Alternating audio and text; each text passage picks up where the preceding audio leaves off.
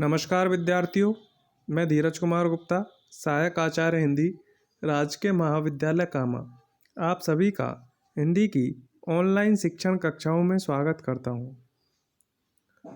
हम अध्ययन कर रहे हैं श्री रांगे राघव जी द्वारा रचित कहानी गदल, जिसमें अब तक हमने देखा कि निहाल काका का डोडी, जो गदल का देवर था, कुछ अनमन था, मन से उदास था। ढोला सुन के घर आया और आकर लेट गया। उसके आगे अब हम देखते हैं।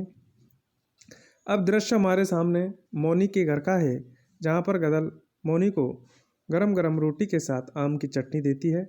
मौनी उसके खाने की प्रशंसा करता है।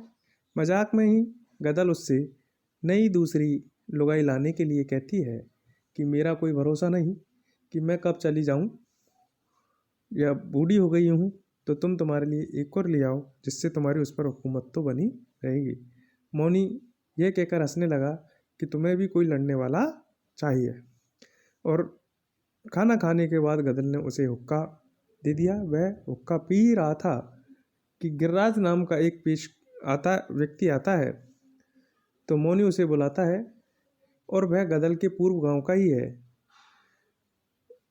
तो मौनी कहता है, भाई कहाँ जा रहा है? कि पेशकार ने बुलाया है, मुझे अभी जाना है। तो कुछ देर बैठ तो सही। उसके आग्रह करने पर भी वह मानता नहीं है, लेकिन फिर वह हुक्का पीने का आग्रह करता है, तो वह रुक जाता है। बात ही बात में इधर गदल खाना खाने बैठ जाती है पीट करके। गिरिराज बात ही बात में मौनी को बताता है कि गदल का देवर डोडी मर गया। जैसे ही गदल ने यह सुना, गदल का मुंह रुक गया। उससे खाने का कोर निगला नहीं जा रहा था, पानी से बड़ी मुश्किल निकाला। और मौनी से उससे पूछा, वह तो बड़ा भला चंगा था, कैसे मर गया? कि पता नहीं, ठंड लग गई थी। इधर गदल भी द्वार पे आई। उसने गिरिराज से पूछा। गिरिराज ने कहा, काकी सच में डोडी मर गया, और अंतिम वक्त में उसके मुंह से आपका ही नाम निकला था। बेचारा बड़ा मन वालस था। गिरिराज चला गया।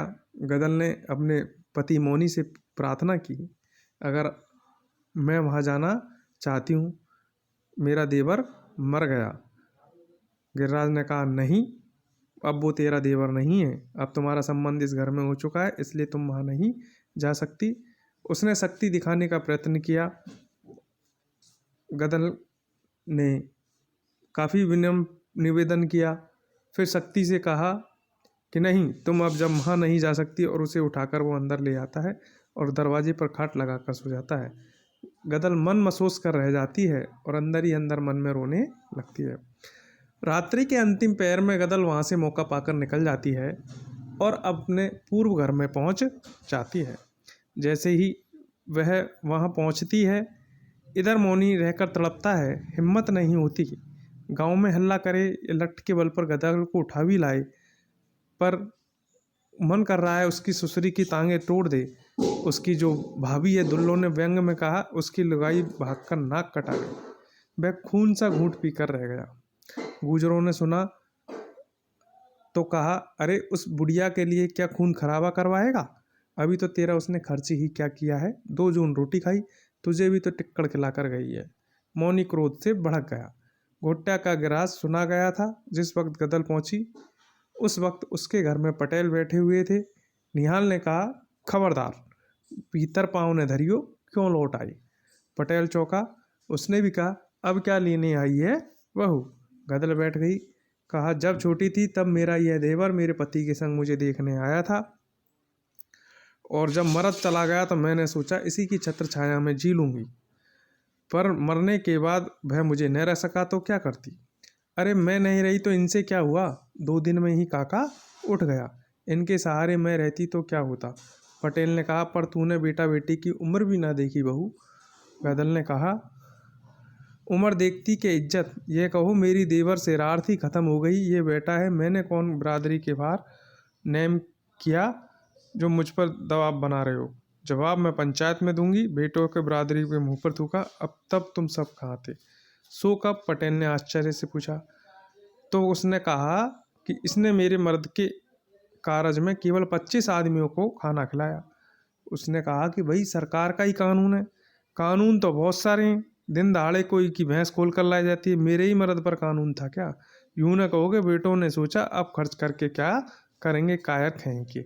निहालगढ़ जा कायर, हम कायर तू सिंगनी। हाँ, गदल बोली मैं सिंगनी। गदल तड़पी, बोल तुझ में है हिम्मत? बोल, वह भी चिल्लाया, जा बरादरी में कारज में नौता दिया काका के। गदल ने कहा। निहाल सब पकड़ गया। पुलिस। गदल ने सीना ठोक कर कहा, बस लुगाई भगती है। पटेल ने कहा, गोली चलेगी तो? गदल ने कहा, धर्म धुरंधरों ने तो डुबोई दी, सारी गुजरात ही डूब गई माधो, अब किसी का आसरा नहीं, कायर ही बसे हैं।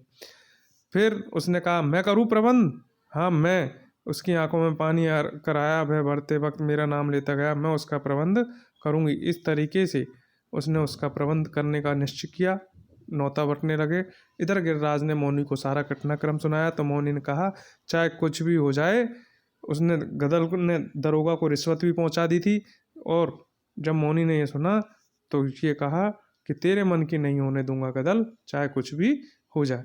इसके आगे का अलग इससे आगे का कथानक हम कल देखेंगे। आज के लिए इतना ही।